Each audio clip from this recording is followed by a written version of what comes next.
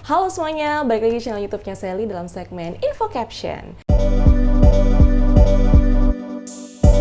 Jadi di video kali ini gue mau bahas soal surogasi di filmnya Mimi. Mungkin tentang si surogasi ini ada beberapa teman-teman yang belum tahu.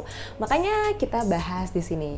So sebelum kita masuk ke videonya, jangan lupa untuk subscribe dulu dan tonton videonya sampai habis ya.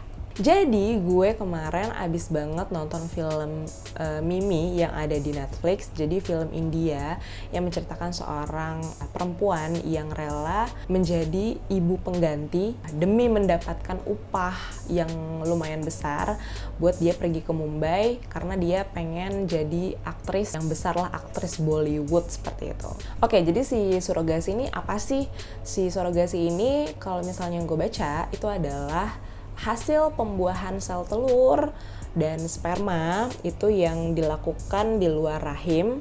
Terus ketika si sel telur dan sperma itu sudah membentuk embrio, maka si calon janin itu akan dimasukkan ke rahim orang lain. Nah, maka dari itu di sini gue tertarik nih untuk bahas si surogasi itu sendiri. Karena sebenarnya gue udah pernah denger sih teknik-teknik surogasi ini, cuman karena nggak sedetail ini, makanya ketika gue kemarin nonton Mimi, akhirnya gue kayak gila, ini apa ya, ini fenomena apa ya, jadi gue cari tahu dan akan gue share di sini.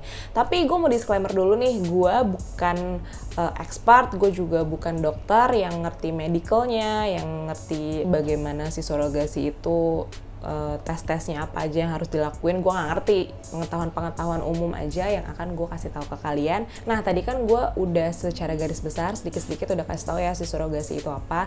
Jadi si surogasi itu pada dasarnya adalah seorang ibu pengganti bagi pasangan-pasangan atau khususnya istri-istri yang tidak bisa mengandung anak selama 9 bulan. Itu mungkin bisa juga masalahnya karena mungkin rahimnya nggak kuat atau 1-2 hal lah yang membuat mereka atau membuat si istri itu tidak bisa hamil. Nah, tapi walaupun rahimnya mungkin tidak kuat atau ada penyakit-penyakit lain, tapi si sel telur itu masih berfungsi. Jadi bukan si sel telurnya rusak atau spermanya yang rusak, jadi dia kayak nggak bisa aja gitu hamil. Kayaknya rahimnya nggak kuat untuk mengandung lah, seperti itu. Menurut artikel yang gue baca nih, si biaya surogasi ini tuh sangat amat mahal. Yang gue baca sih bisa sekitar 1,2 miliaran gitu deh pokoknya, dan itu di luar dari biaya-biaya tak terduga. Jadi itu pure untuk si surogasinya aja, dan tentu aja biaya itu pasti di setiap negara itu beda-beda, nggak dipukul sama rata semuanya. Nah, kenapa si surogasi ini tuh di Indonesia langka banget nih, nggak pernah kita dengar? Karena ternyata di Indonesia ini masih ilegal karena belum ada payung hukum yang bisa membuat si surogasi itu menjadi legal di sini. Mungkin karena di Indonesia itu terbentur sama masalah etnis, mungkin budaya, terus juga agama kali ya, karena nggak etis aja kalau misalnya anak kita itu dikandung sama orang lain, ya nggak sih? Kalau di Indonesia kita sangat familiar dengan yang namanya bayi tabung kan, dimana bayi tabung itu adalah si sel telur dan spermanya dibikin untuk jadi embrio itu, dan nanti ketika sudah jadi embrio, si calon janin itu akan dimasukkan ke rahim si istri sahnya. Nah, ada beberapa negara juga yang tidak melegalkan teknik surogasi ini. Selain di Indonesia, ada di Malaysia, Bulgaria, terus di Prancis juga. Karena kemarin gue nonton Mimi yang menceritakan soal surogasi di India, makanya nih gue pengen cari tahu sebenarnya di India itu ada pro dan kontranya nggak sih tentang si surogasi ini. Ternyata nih, pas gue cari tahu kenapa si India ini banyak disasar oleh pasangan-pasangan dari negeri barat,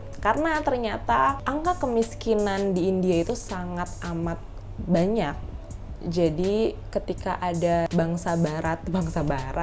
ketika ada pasangan barat masuk ke India, diiming-imingi upah yang lumayan besar, mereka tuh kebanyakan mau untuk jadi si ibu pengganti ini gitu, karena mereka ngerasa, oh kalau gue dapet uang ini nih, gue akan bisa terbebas dari jeratan kemiskinan. Makanya kenapa banyak pasangan-pasangan yang nggak bisa punya anak itu datangnya untuk cari ibu pengganti di India itu. Dan kebanyakan perempuan-perempuan yang ada di India secara sukarela itu mau meminjamkan rahimnya kepada orang-orang asing ini nih, karena mereka butuh uang lah gitu kasarannya. Terus nih katanya di India para surrogate mother atau ibu pengganti ini, biaya upahnya atau biaya jasanya itu jauh lebih murah dibandingkan surrogate mother di negara-negara barat. Kalau misalnya contohnya di negara barat upah jasanya itu sekitar 50.000 USD,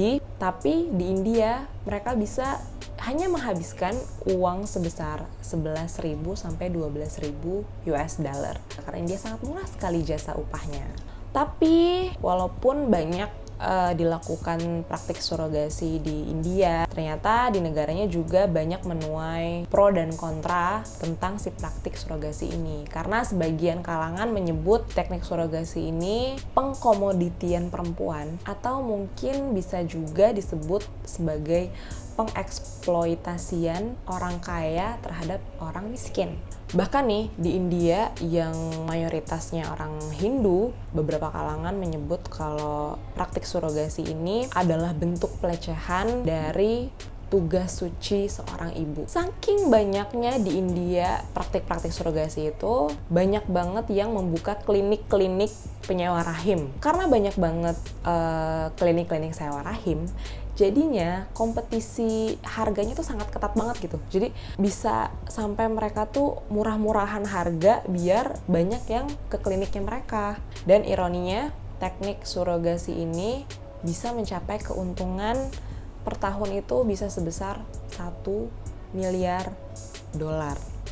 Wow, itu benar-benar sangat besar sekali. Dan mereka juga katanya tidak pernah kekurangan orang-orang atau perempuan-perempuan yang mau dipinjamkan rahimnya gitu. Jadi kalau ada order nih, misalnya ada yang mau pinjam rahim, mereka tuh nggak pernah kehabisan stok perempuan. Sejak tahun 2002 katanya si surrogasi ini mulai dilegalkan di India. Tapi lama-kelamaan si surrogasi ini punya peraturan-peraturan yang semakin ketat nih. Seperti di tahun 2014 adanya larangan si surrogasi ini nggak boleh untuk pasangan-pasangan homoseksual dan tidak boleh juga untuk orang tua tunggal. Nah terus di tahun 2015 katanya sempat mau diilegalkan di India, tapi beberapa pakar menyebutkan kayaknya susah nih si India untuk mengilegalkan si surrogasi ini, karena di India akan tetap menjadi surganya surrogasi karena harganya yang murah itu.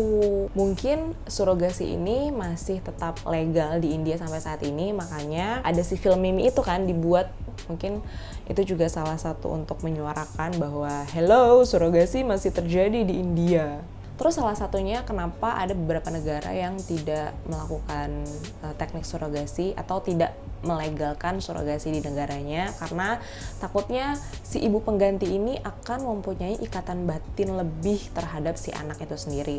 Takutnya si ibu pengganti ini merasa bahwa dia adalah ibu kandungnya, padahal kan bukan. Dia cuman ibaratnya pinjam wadah aja gitu, tapi si benih sama pupuknya itu bukan dari dia, tapi dia cuman ladangnya aja gitu, wadahnya aja untuk membesarkan si anaknya itu tersebut, bukan dari darah dagingnya sendiri gitu. Cuman karena gue adalah seorang ibu ya, jadi gue ngerti lah gimana rasanya mengandung. Yang anak dengar selama 9 bulan itu adalah detak jantung kita kan. Terus kita juga merasakan pertama kali dia nendang, pertama kali dia ada denyut-denyutnya. Di sini kan takutnya ada ikatan batin antara mereka, dan itu bisa jadi drama lagi tuh kalau misalnya si ibu penggantinya tiba-tiba kayak nggak mau ngasih anaknya ke orang tua aslinya, malah katanya ini adalah anak gue dan segala macam, kan agak repot di situ gitu. Makanya mungkin beberapa negara tidak melegalkan si teknik surogasi itu. Oke, itu aja yang mau gue sampaikan di sini. Semoga konten hari ini bisa memberikan manfaat untuk kalian semua yang mendengarkan. Terima kasih yang sudah mendengarkan sampai habis. Semoga kita bisa ketemu lagi di video-video selanjutnya di minggu-minggu depan. Jangan lupa untuk selalu dukung channel ini dengan cara subscribe, like, komen, dan share ke teman-teman kalian agar video ini dan channel ini bisa berkembang dan bisa menghibur kalian semua di waktu-waktu mendatang. Dadah! Jangan lupa subscribe!